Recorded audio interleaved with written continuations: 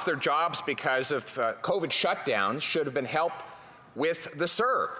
But everyone should also believe that those hardworking people earning minimum wage, bagging groceries or doing other essential work shouldn't pay taxes to send CERB checks to prisoners or suspected fraud cases. And now we find that the government sent out 800,000 CERB checks to people who had not even filed taxes in the preceding year, failing to prove they were eligible for that money. What did the government do to ensure that the money didn't go to people who didn't earn the right to receive it? The Honourable Minister.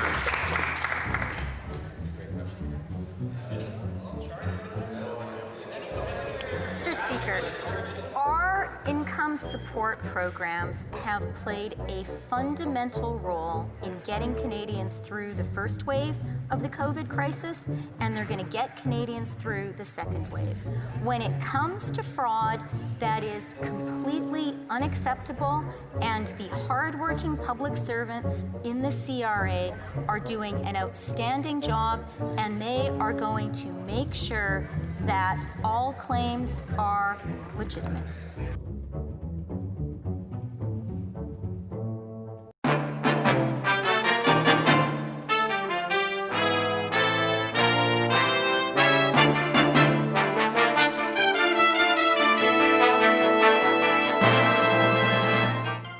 Today, thousands of shoes have been placed on Parliament Hill representing those who died of COVID-19 in long-term care homes across Canada.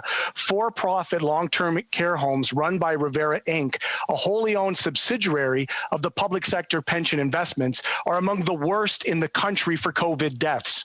The Public Service Alliance has called on PSP to end its investments in these appalling facilities. The government can end the suffering that our seniors and people with disabilities are facing in homes owned by Rivera Inc. now.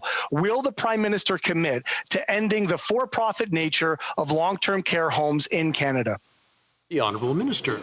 Thank you, Mr. Speaker. And I think I can speak for all of us to say that we must do better to protect the lives of people who are living in long-term care and communal living settings. It is very important that we work together with provinces and territories to do so, which is why the Safe Restart Agreement included $740 million to provinces and territories to strengthen their processes to protect against infection from COVID-19. Mr. Speaker, we'll do more. The speech from the throne committed to national standards on long-term care, and that's exactly what we intend to do with provinces and territories.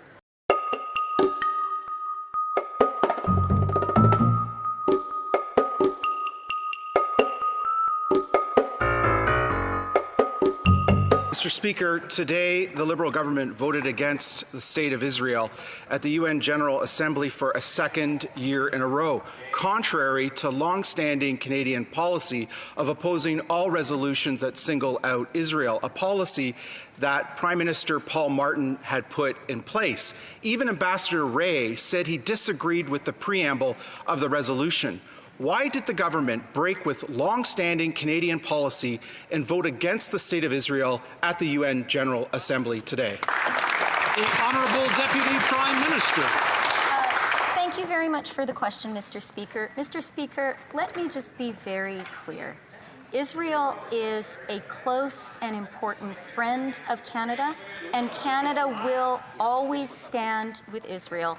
And let me also be very clear to Jewish Canadians in my riding and across the country. We stand with you, particularly today when we are seeing an appalling rise in anti-Semitism here and around the world. The Honourable Member for Wellington, Halton Hills. Mr. Speaker, last year, the Liberals broke with Canadian policy in pursuit of a UN Security Council seat. We all know how that ended.